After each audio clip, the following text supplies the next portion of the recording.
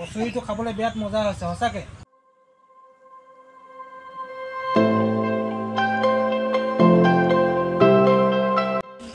এয়া নিমকি পেকিং কৰি আছে ককাই। ককাই এই দোকানখন আপুনি কিমান দিনৰ পৰা চলাই আছে? 40 बरस चल रहा है। आपका कितना हो गया साल? 60 हो गया। 60 हो गया। 60 साल हो गया फिर भी कर रही है इतना सारा काम। ये मिठाई की बनाइছে? यही गाजा खाजा चलेगा, पूरी सब्जी सिंघाड़ा कचौड़ी। কচুৰিটো খাবলৈ বিৰাট মজা হৈছে সঁচাকে। আমি কচুৰি খাবলৈ একদম নাহৰকটীয়া সেইখন চৌকটোৰ হনুমান মন্দিৰৰ ওচৰত থকা এই পুৰণা কচুৰি দোকানলৈ যাওঁ।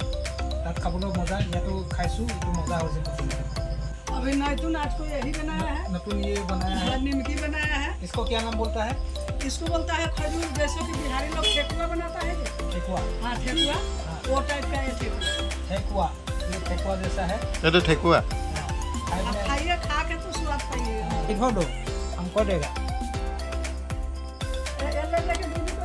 हाँ बीबी को दिखाएगा। जो देखिए आप लोग घर में मोबाइल चलाता है, वो हमें बुरा बुरी करता है, बोल के दिखाइए। हाँ वही दिखाना पड़ेगा।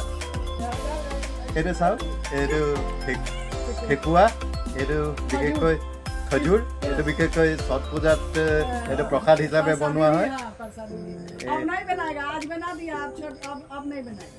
विशेषকৈ होटल में भी बनता है। ये माने खाबले ये किससे बनता है?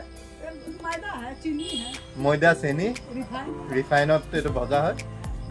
ये खाबले बहुत मस्त एकदम बढ़िया। खाने में कैसा है? मस्त बढ़िया। एक गजा एक दीजिए।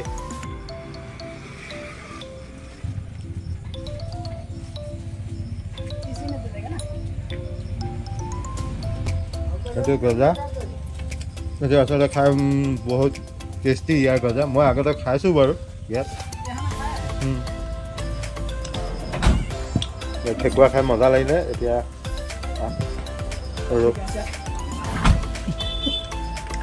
गजा खाम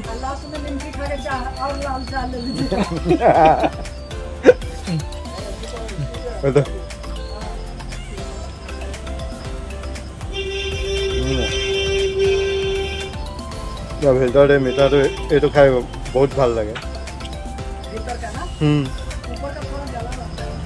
नहीं भीतर का कोमल रहता है ना, वो बहुत मतलब टेस्टी रहता है।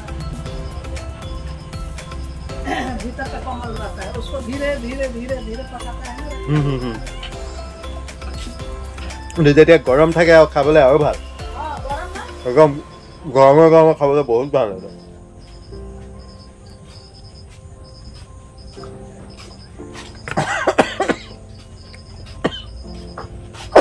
কোনোবাই নাম লৈছে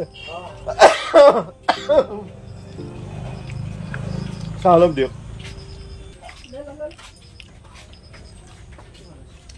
গৰম চাহৰ লগত গজা খোৱাই মজাই বেলেগ। निमकी कस नहीं किया। निमकी टेस्ट दियक। ये निमकी भी टेस्ट करना है। ये निमकी ইয়াতে বনাইছে। वाह एकदम मसमसिया।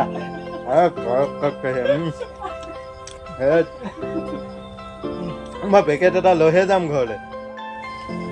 পেকেটটা দিয়ক নিমকি।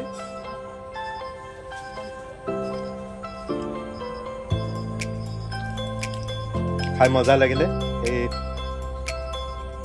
গজা আৰু এইটো যিটো কি কৈছিলে খজুৰ আৰু এইটো নিমকি একদম ফ্ৰেছ, একদম মজা। আপোনালোকৰ মানে পইচা উচুল একটা এক্সপিৰিয়েঞ্চ হ'ব, আহি খাব মজা পাব। মই লোকেশ্যনটো ক'ব পাহৰিছোঁ। এইটো আছে আমাৰ কি কয় মধুটিং তিনিআলি। এয়া মই ঘৰলৈ লৈ যাম, ঘৰত মজাকৈ খাম। ধন্যবাদ।